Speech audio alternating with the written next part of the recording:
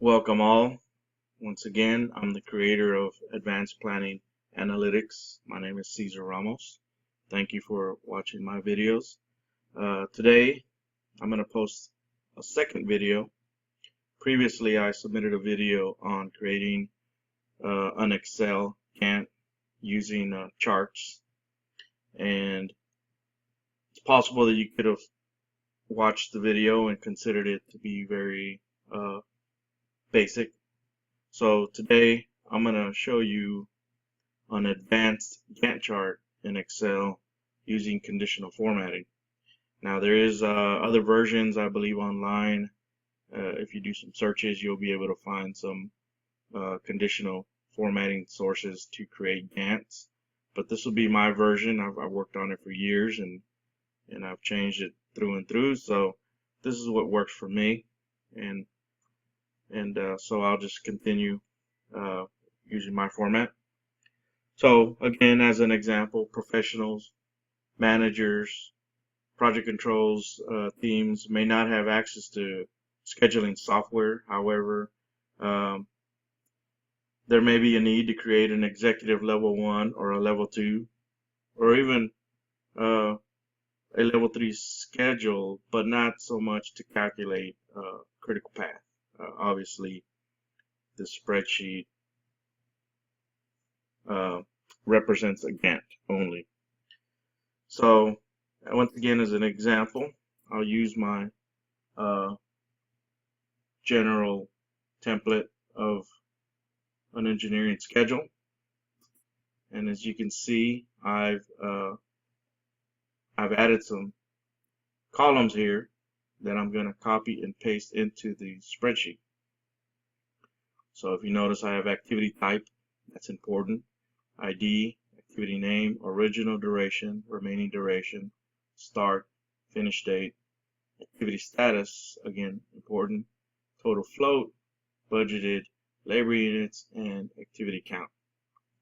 So for my exercise here, I'll Control A, all, Control C, and then I'll go into my spreadsheet. So here in my spreadsheet, the spreadsheet is blank. So this is my table here. You don't have to copy it from P6.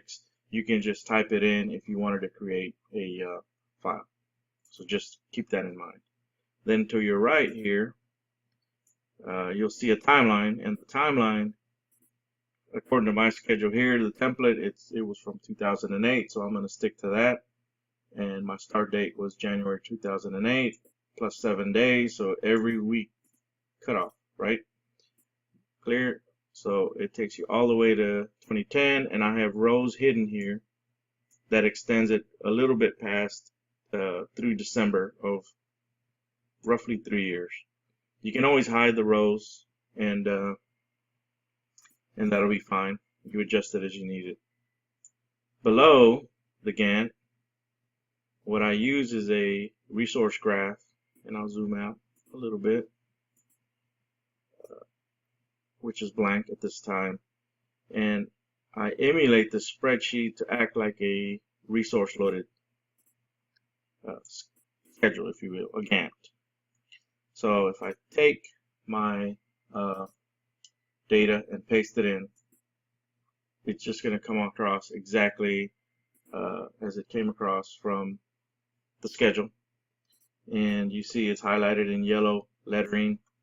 So what I'm going to do is I'm going to go ahead and color it similar to at least the P6 format, just so it looks somewhat similar. If I remember the colors correctly, yellow, green, and gray. So I'll take these colors and change this to gray. Now this is only for aesthetics. That's the only reason I'm doing this, is to make it aesthetically pleasing, I guess. So just bear with me, but you can feel free to do your own.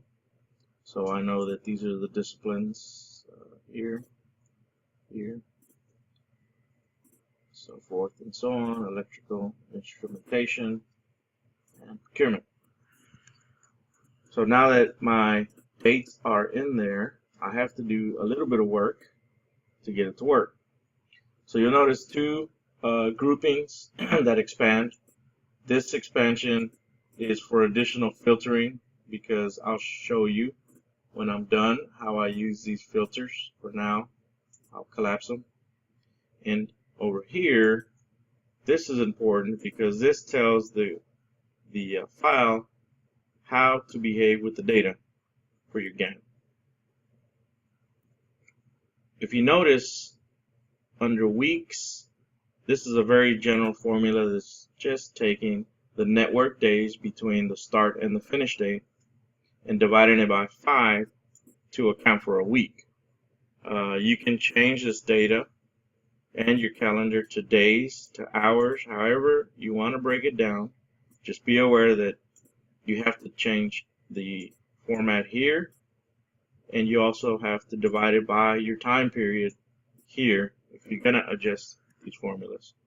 So obviously for a daily schedule, this would be by 24 hours and these would be days, right? So for now we're going to stick to weeks. That's just the way it's set up. Here in the yellow highlighted boxes is where you can enter data, because within these white boxes you'll find that there's formulas. So if you do happen to mess up the formulas, no worries, just kind of select and drag down and it works. It'll take over your formulas. So before I do anything further, if you notice, I have S, F, Y, and N. S is for start milestone, F is for finish milestone, Y is for line and hours. This is what paints the bars here and acts as the resource loading. And N is only to represent a line but no hours, and I'll show you why quickly in the schedule. The line with N acts as a summary bar, and the line with Y acts as a task dependent bar. Okay, so I have to do some cleanup first for milestones. And if you notice here, I have the activity type. There's a reason for that. The reason is I have to filter for the type. And what I'll do is I'll just first go after my finish milestones, and I'll type in the F, right? And there's no need to add in an activity, a number of activities here, or a man hour here. Then I'll do the same for the start milestone, and I'll add the S for that. Now on the milestones, because I want them to be represented, they have to act like a duration, even if it's just one day. So I'm going to copy my start and finish so they're the same, and the same for my finish as the start so that they're the same. Just Control C and Control V. That's all I'm doing. So now I'm able to go back and expand out, and you'll see something like this. So the next thing I do is I go after my task dependent bars and select Y, because I've pretty much filtered out milestones and summary level things, and I'm just going to drag my Y down to the last activity shown. And I'm going to go ahead and add the number of activities. In this case, I have the activity count, and there's reason for this where you may have multiple activities that you want to represent a grouping of. In this case, it's only one activity per cell. Later on, you may need to have the number 5 there that represents 5 deliverables or something of that nature. That's the purpose of that number of activities. And so I'll select that back. So now I'm almost finished prepping this, ready to load. The last thing I've got to do is the N no show line. Show the line, but no hours. And the purpose for this is so that it looks like a summary bar. So I'm only selecting my discipline summaries. If you notice, I'm ignoring task dependent, start milestone, and the finish milestone. So you see only my summary bars. I'm going to go ahead and hit no, no, no, and I can go ahead and fill down. And I'm going to go ahead and add the number 1, just to be consistent.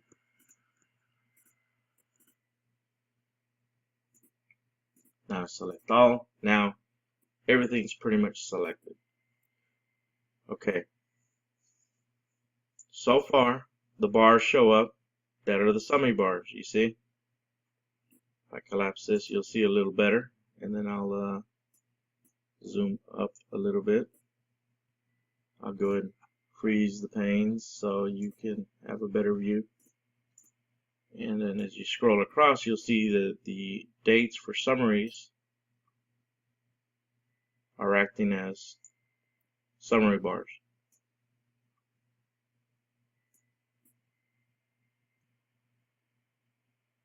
So I just noticed something that I forgot to tell you. You see these milestones? I also want to add a duration of 1 here. And there's a reason for that. Right now, it's considering this equipment milestone as a non-progressible item, which is true. It's only represented as a milestone. It will not hold man hours. So I'm going to go ahead and expand this again and select my milestones just to make sure I have durations of 1.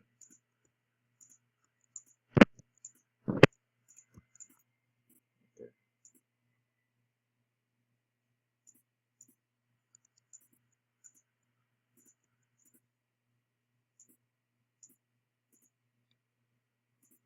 So the man hours here, there's 2 ways. If you already have a preloaded budgeted labor units, that's why I show this here.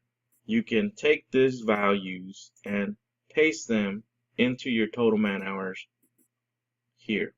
Paste these values, but that overrides the formula. If you notice, there's a formula here. It overrides the formula. No worries, you can always reuse the formulas just by dragging them down. But if you already did the work to come up with man hours, then that's fine. And you can see now that the Gantt shown here shows representing activities. And I purposely left the conditional formatting to show the number within the bar, how it's being distributed. You can always change that back on your own. I, at one time, had it colored the same so that it all looked like a solid line without the numbers present. So I'm leaving the numbers there through the conditional formatting so that you can see how the numbers are calculating and spreading. I'll explain in a minute how they work. So because I pasted in the values, the data is populated and it spreads the man hours as a straight line distribution. However, I'll override those data fields with the formula. I just dragged the formula down. Now it's back to a formula. So let's say in an absence of these man hours, I really don't know what the man hours are, but I know my budget labor work week, or FTEs, full-time equivalents, is 40 hours a week. Okay, So what I'll do is I'll just use 40 hours a week and just drag that down accordingly. And the formulas here take the man-hour activity that I mentioned earlier, which in this case is 1. So it takes the number of weeks times the labor, and the total man-hour takes the number of activities times that man-hour calculation to come up with a total man-hour per week. So if you had 5 deliverables here, in some cases that were represented under PFDs, you could change that number to 5, and you would have 800 man-hours to distribute over that time, right? So that's the purpose of the number of activities. For now, I'll just leave it at 1. So you see now that the formulas take the 40 hours for 4 weeks times 1, it's 160 hours for this activity that is 20 days long. So if I go to my conditional formatting, I'll explain a little bit now what the formulas are doing in the conditional formatting. So the conditional formatting here, I wrote this formula so that it takes the number of network days. Basically, it's taking this calendar date and this value here for a calendar, and I'll slide my Outlook over so you'll see the duration. It's taking a 1-day period, which is the 3rd of April 2008 on a Thursday, so it's only considering roughly one work day, I suppose, and the week finishes, divided by the network days from start to finish, so 20 days. So roughly the formula is taking 1 divided by 20 days to come up with a value times, in this case, times U15, which is, let me zoom out, this value here. So it's taking a linear spread of the remaining days, so it's acting like a linear distribution spread. So you see that week only has 8 hours distributed. It's because you only have 1 work day, or roughly 2 work days in that week, sorry, and distributing the remaining hours across the rest of the weeks. And the same happens of week 27th, probably has 4 work days on that day. So it acts as a straight line distribution, such as P6 would work in the same fashion. So what I'm going to do now is this formula here, I'll go ahead and I'm going to share this formula in my YouTube or on my site, and you could feel free to copy it. Be sure that it would have to work in the same fashion as this. You see the dates here as it's taking into account the calendar date at the top and so forth, and something in terms of here where your man hours would have to be referenced in order to spread a number across dates. So I'll be happy to share that with you guys. So if I scroll down, now that I've populated at least these particular numbers here, I'll show you the Gantt chart below, and I'll zoom out a bit so you can get a better look at it. So you see the data is now populated that's referencing this cell line. So I'll zoom back in, and essentially it's taking the man hours from above, so it's taking the cumulative total sum of the values of the entire Gantt, and then I'm taking the cumulative data to produce a cumulative percentage. That percentage is represented by this curve that you'll see here, and the head count is divided by the full-time equivalence of the time period, which is a 40-hour work week. So basically it's telling you a head count. The man hours divided by that gives me a head count of, at this point in time, 3 people. So what I'm going to do is finish populating the man hours. And in this case, for the sake of an example, I'm just going to spread the 40 hours up and down so that everything has 40 hours. Right? So that's done. Now you have a populated Gantt. I left the bars gray so you can change them, and I'll show you in a minute how. And then you'll see below, now I have another profile that tells me I need 10 people for this job. Fairly small job, but nevertheless, this is your resource loading, essentially. This curve here represents a emulated progress curve. So fairly simple to use. You don't need P6, just like I showed you here. I just did it for the sake of populating it as an example. You can start from scratch. You can do it all on your own. But to show you how I use these fields is in cases where, in this case, a discipline process, I'm going to take process, populate it, and then fill down for all the process work. Let's take that off.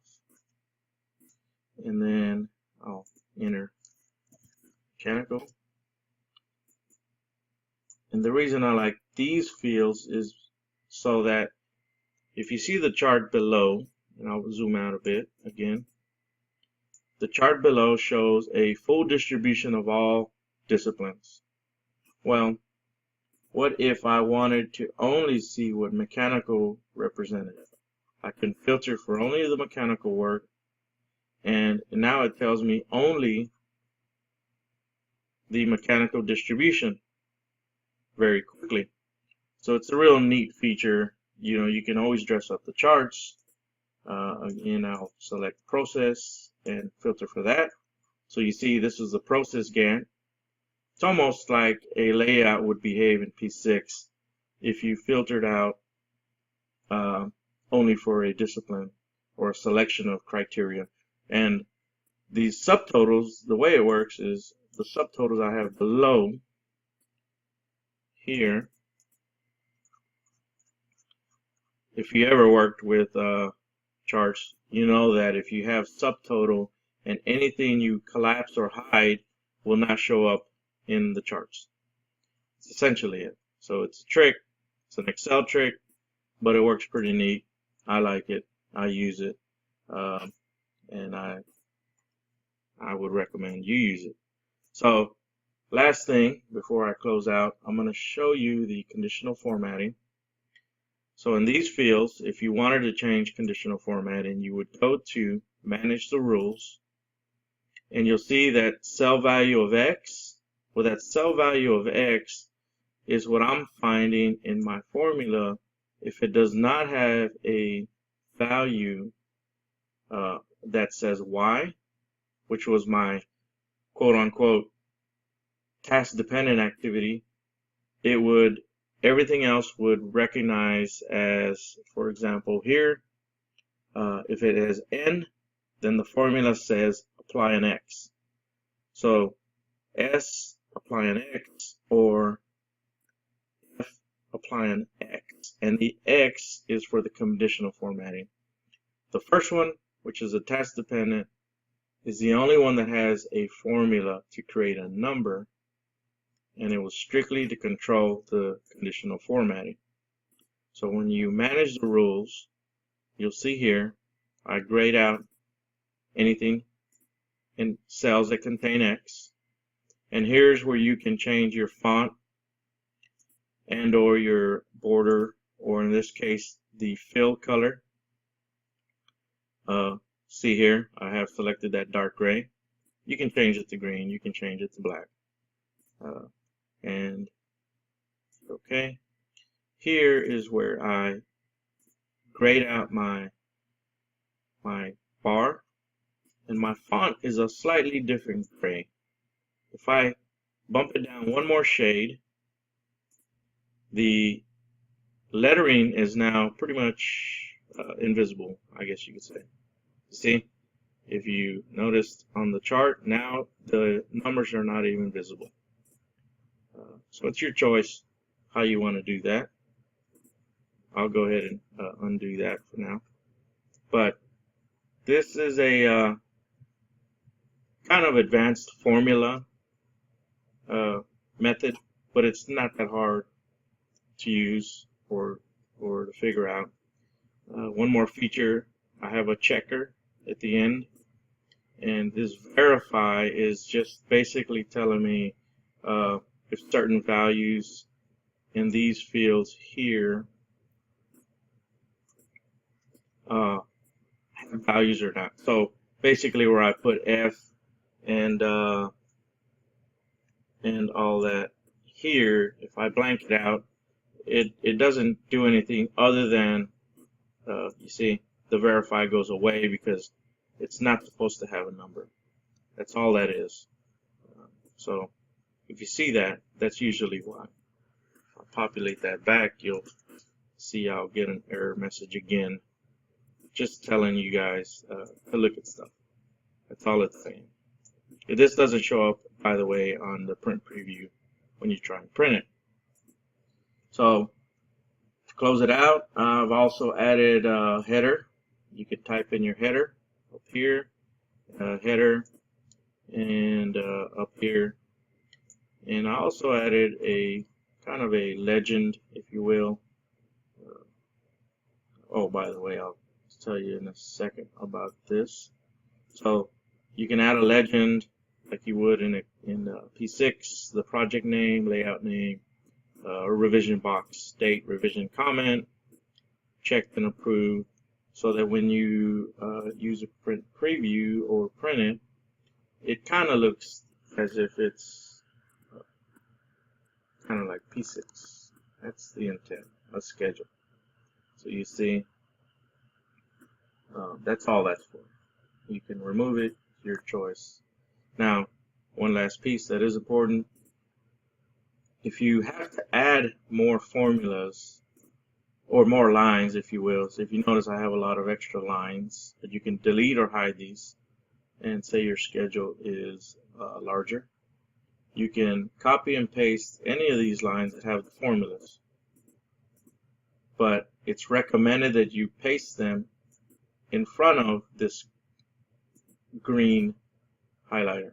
So if you select here, copy, and insert 10 more rows, as long as it's done above this green line, all that means is the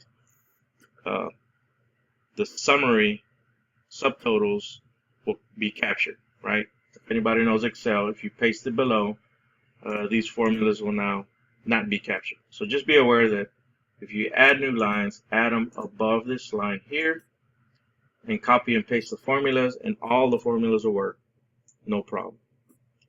Okay, so I hope you enjoyed this. Appreciate your patience. I tried to run by this pretty quickly to run through any explanations. But again, thank you for your time, and feel free to contact me with any questions. Thank you.